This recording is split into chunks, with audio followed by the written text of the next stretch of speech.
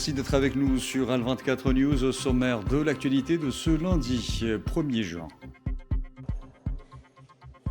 L'entité sioniste étend son agression au sud du Liban, faisant au moins 6 martyrs et des dizaines de blessés. Le président libanais Joseph Aoun dénonce une agression sioniste féroce et condamnable, s'engageant à poursuivre ses efforts pour mettre fin aux souffrances du peuple libanais.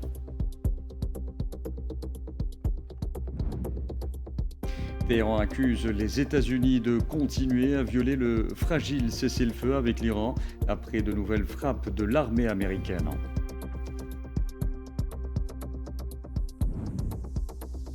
Le ministre algérien des Affaires étrangères, Ahmed Attaf, prend part à Séoul aux travaux de la réunion ministérielle du partenariat Afrique-République de Corée, soulignant le respect du principe de l'appropriation africaine.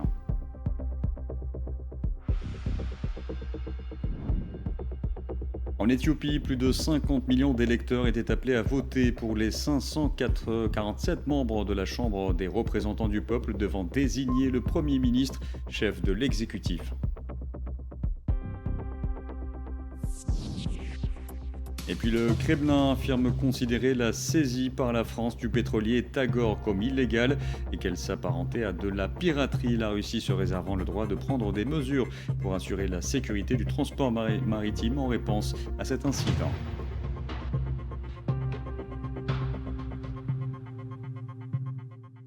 Bonsoir à tous. Le sud du Liban est toujours sous le feu de la machine de guerre sioniste qui a annoncé cibler plusieurs zones, notamment la banlieue sud de la capitale Beyrouth.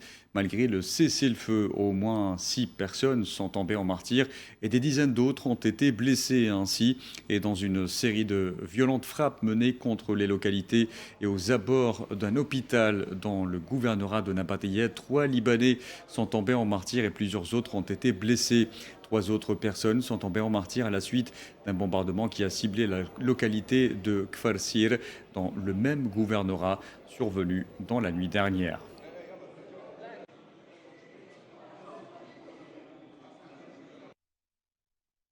Et sous les menaces des bombardements de l'entité sioniste, les habitants de la banlieue sud de Beyrouth sont contraints une nouvelle fois de se déplacer dans la confusion. Ils se dirigent vers des lieux censés être plus sûrs, engendrant des kilomètres de bouchons.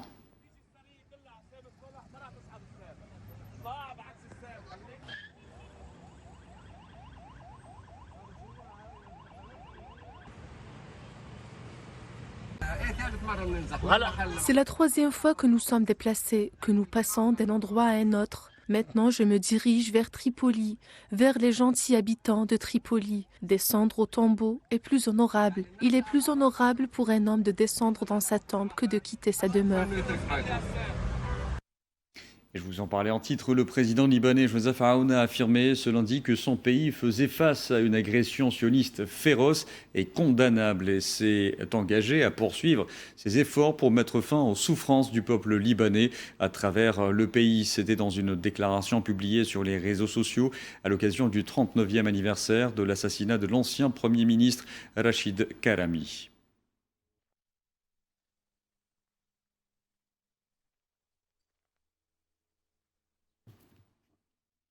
Par ailleurs, les forces de l'entité sioniste ont reconnu la mort d'un de leurs soldats et la blessure de 3 autres lors d'affrontements contre des membres du mouvement Hezbollah dans le sud du Liban, ce qui porte le bilan des pertes dans les rangs des forces de l'occupation à 10 morts depuis l'entrée en vigueur de l'accord de cessez-le-feu en riposte à l'agression sioniste.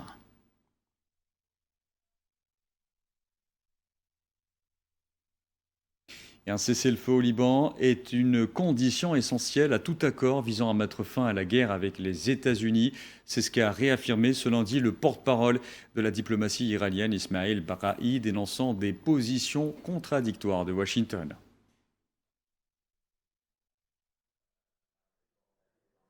Les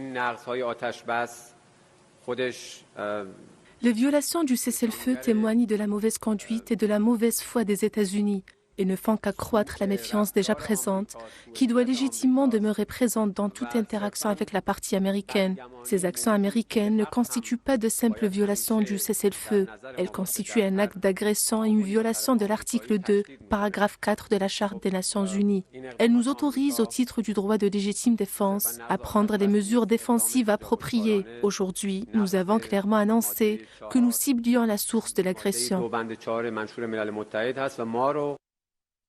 Et je vous le disais en titre, Téhéran a par ailleurs accusé les États-Unis de continuer à violer le fragile cessez-le-feu avec l'Iran, en vigueur depuis le 8 avril, et ce après que l'armée américaine a annoncé hier avoir mené des frappes dans le sud de l'Iran, ciblant des systèmes de radar et de contrôle de drones.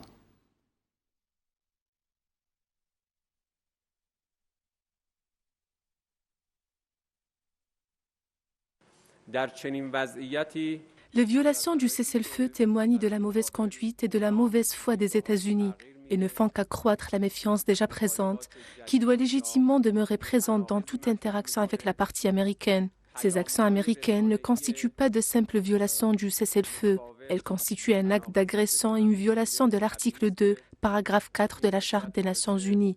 Elles nous autorisent, au titre du droit de légitime défense, à prendre les mesures défensives appropriées. Aujourd'hui, nous avons clairement annoncé que nous ciblions la source de l'agression.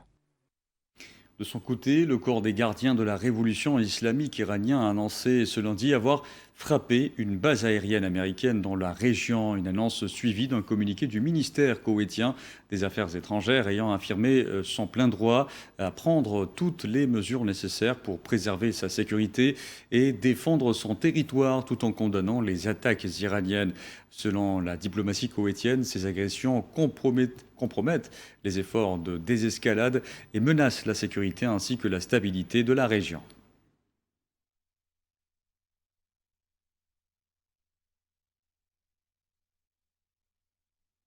Évoquant le Koweït, le porte-parole du ministère iranien des Affaires étrangères, Esmaël Baqa'i, a appelé ce pays à accorder à l'Iran un accès consulaire à ses citoyens détenus conformément au droit international. Le gouvernement koweïtien est tenu, en vertu du droit international et des conventions internationales pertinentes, d'assurer l'accès consulaire à la République islamique d'Iran. Les droits de nos citoyens sont parfaitement clairs au regard du droit international et nous attendons des autorités koweïtiennes qu'elles clarifient la situation au plus vite et qu'elles permettent à notre ambassade d'assurer l'accès consulaire aux citoyens iraniens détenus. Pour le conseiller militaire iranien Mohsen Rezaei, l'Iran n'a aucune intention de faire des concessions ou des compromis avec les États-Unis, excluant toute position de faiblesse, précisant que les négociations et les échanges de missives avec les États-Unis étaient toujours en cours.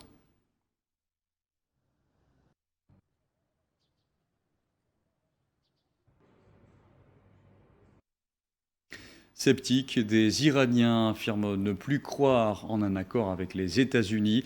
Dans les rues de Téhéran, certains disent préférer subir les bombardements plutôt que de faire des concessions à Washington. Amal Amazian Zitouni.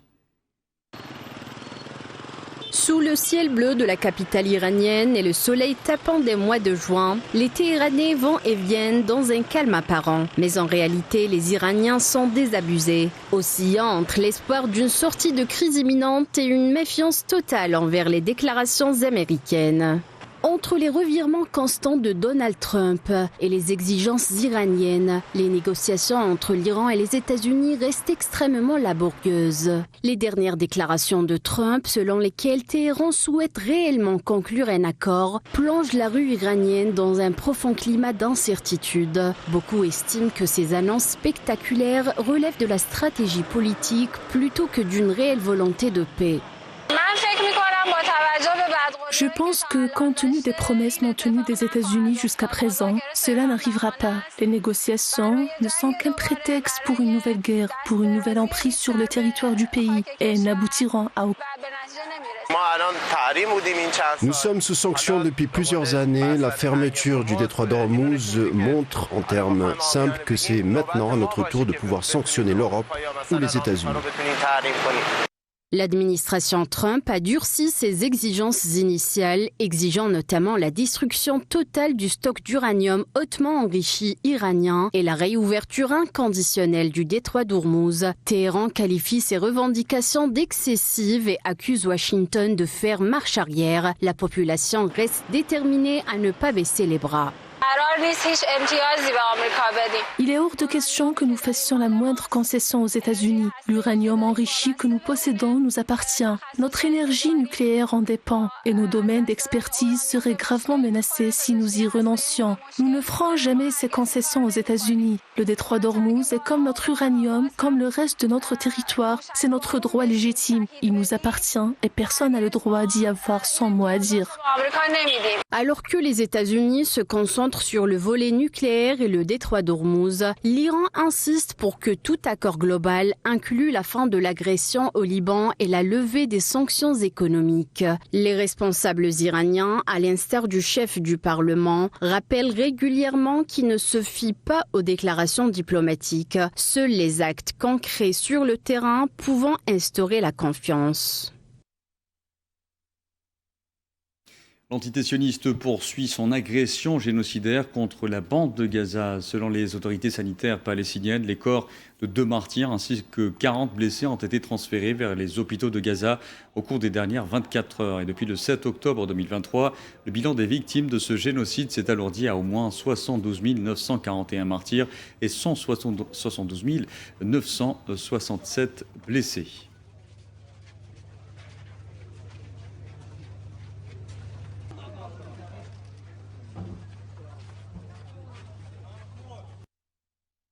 Ce lundi, un jeune Palestinien est tombé en martyr et un autre a été blessé suite à une frappe des forces de l'occupation sioniste ayant ciblé le camp de réfugiés d'Al-Boreij dans le centre de l'enclave palestinienne.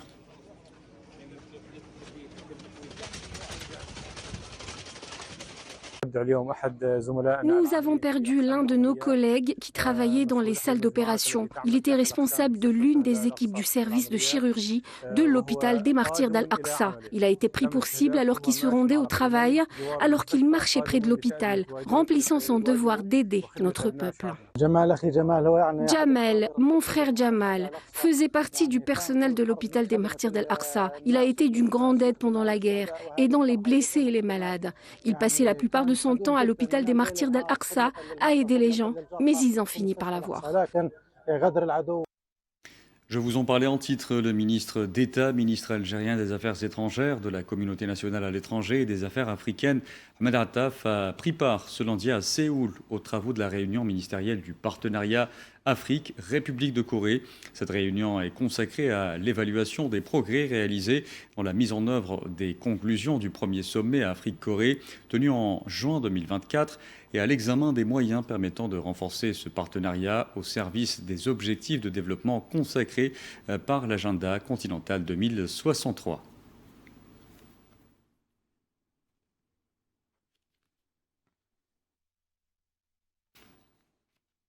Et lors de son intervention, le ministre algérien des Affaires étrangères a indiqué que le partenariat Afrique-Corée s'alignait parfaitement avec l'agenda 2063, tout en respectant le principe de l'appropriation africaine.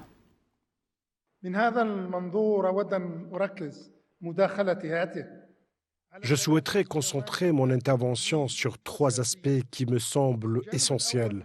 Le premier aspect concerne notre satisfaction quant à l'harmonie manifeste que nous avons constatée entre les objectifs et les finalités du partenariat Afrique-Corée d'une part et les priorités de développement consacrées par l'agenda continental 2063 d'autre part. En parallèle, nous saluons l'orientation remarquable de la République de Corée vers le soutien et l'appui aux différents mécanismes de l'action africaine commune, préservant ainsi le principe de l'appropriation africaine des diverses activités de coopération bilatérale et multilatérale. Le deuxième aspect a trait à notre appréciation de l'approche pragmatique qui caractérise notre partenariat, une approche clairement illustrée par les différents programmes de projets de coopération lancés pour impulser les priorités de notre continent africain dans de nombreux domaines vitaux, à l'instar du commerce intra-africain, des infrastructures, de l'agriculture, de l'industrie, des technologies modernes,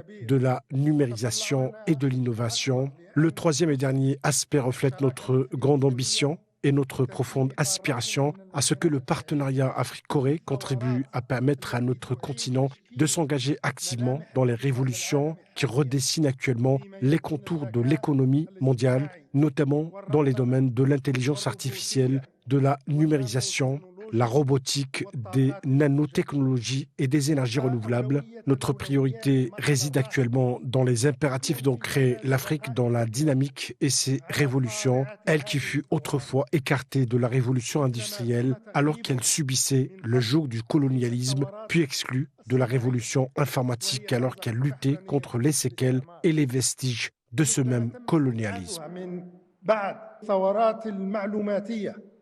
وهي تكابد رواسب ومخلفات ذات الاستعمار. Ahmed Attaf a aussi souligné que l'Algérie et la République de Corée célébraient 20 ans d'un partenariat stratégique unique et bilatéral, un lien qui s'articule autour de projets technologiques majeurs, notamment dans les secteurs du numérique. ومن جانبها فإن الجزائر تعتز أيما اعتزاز. L'Algérie est profondément fière du partenariat stratégique privilégié et unique qui la lie à la République de Corée, un partenariat dont nous célébrons cette année le 20e anniversaire de la conclusion. En Algérie, nous considérons ce partenariat bilatéral comme l'un des piliers du partenariat global Afrique-Corée, d'autant plus qu'il porte des projets qui dépassent la dimension purement bilatérale pour revêtir une dimension éminemment continentale, à l'instar de l'important projet portant sur la création du Centre africain pour les technologies de l'information, de la communication et les technologies avancées. Coopération algéro-française, le ministre algérien de l'Intérieur, des collectivités locales et des transports, Saïd Saïoud, a été reçu ce lundi à Paris, en France, par son homologue français, Laurent Nunez.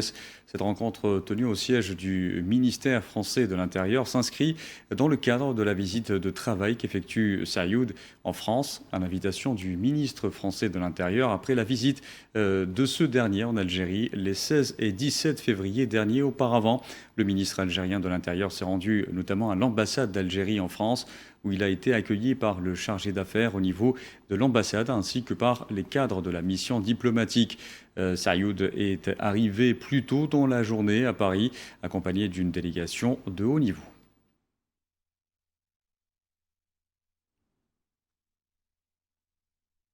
Et ce lundi 1er juin, plus de 50 millions d'électeurs éthiopiens étaient appelés à voter pour les 547 membres de la Chambre des représentants du peuple. Une large victoire semble acquise au parti de la prospérité du Premier ministre sortant, Abiy Ahmed, candidat à sa propre succession.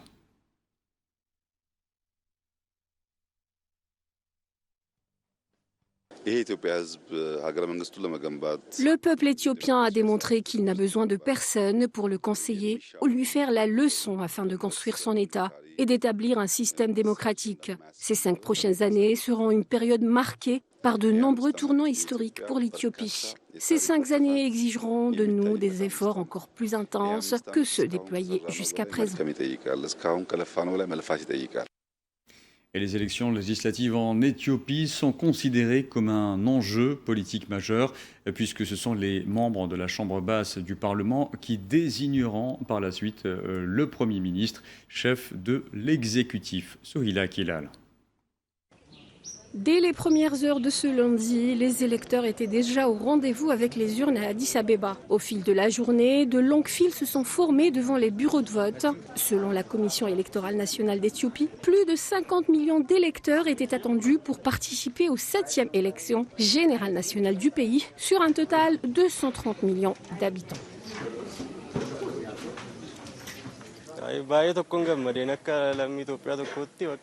Je suis heureux de voter pour la première fois en tant que citoyen éthiopien. 500 membres de la Chambre des représentants du peuple seront élus lors de ce scrutin, ainsi que des représentants aux conseils régionaux et municipaux. Au terme de la constitution éthiopienne, le parti politique ou la coalition qui remporte la majorité des sièges à la Chambre est habilité à former le gouvernement et à nommer le Premier ministre. Mais selon les observateurs, le parti au pouvoir file droit vers une nouvelle victoire et son chef Abiy Ahmed vers un nouveau mandat de Premier ministre.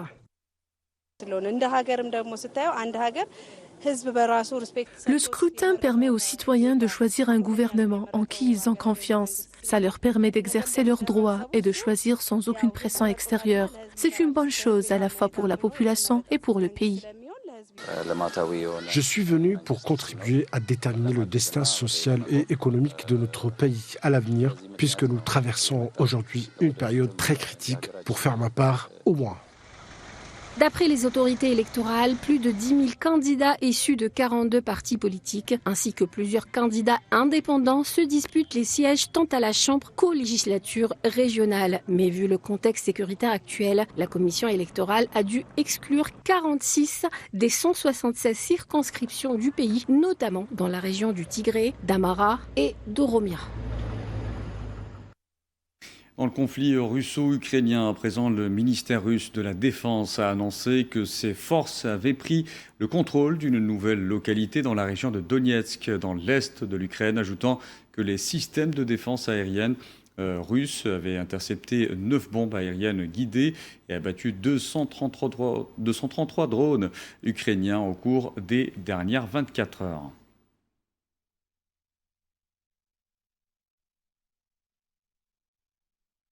La Russie a affirmé que ses forces avaient lancé des frappes massives contre des cibles militaires ukrainiennes au cours des dernières 24 heures. Le ministère russe de la Défense a indiqué que les forces russes avaient lancé des attaques contre des sites d'assemblage et de lancement de drones ukrainiens, des bases de stockage de carburant, des dépôts de munitions, des installations énergétiques et de transport des forces ukrainiennes, ainsi que contre des positions de troupes ukrainiennes et de mercenaires étrangers.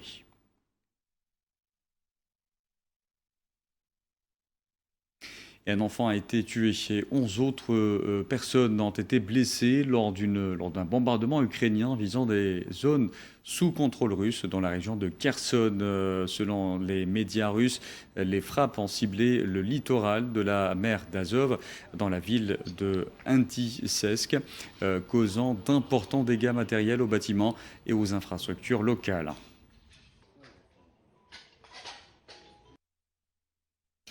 Par ailleurs, le Kremlin a affirmé ce lundi qu'il considérait la saisie par la France du pétrolier Tagor comme illégale et qu'elle s'apparentait à de la piraterie. Le porte-parole du Kremlin, Dmitry Peskov, a précisé que la Russie prendrait des mesures pour assurer la sécurité du transport maritime de marchandises en réponse à cet incident.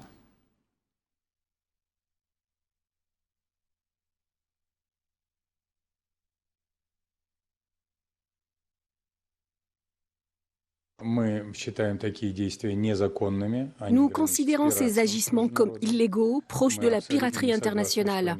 Nous contestons fermement qu'ils soient menés dans le respect du droit international. Comme vous le savez, la Russie prend diverses mesures pour garantir la sécurité de sa cargaison et continuera de le faire en tenant compte de cette expérience malheureuse.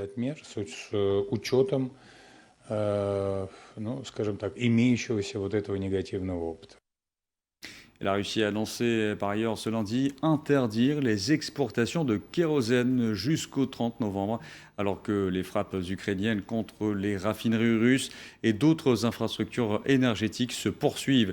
La mesure officialisée par une résolution signée le 30 mai et publiée ce 1er juin vise, selon Moscou, à préserver l'approvisionnement du marché intérieur en carburant.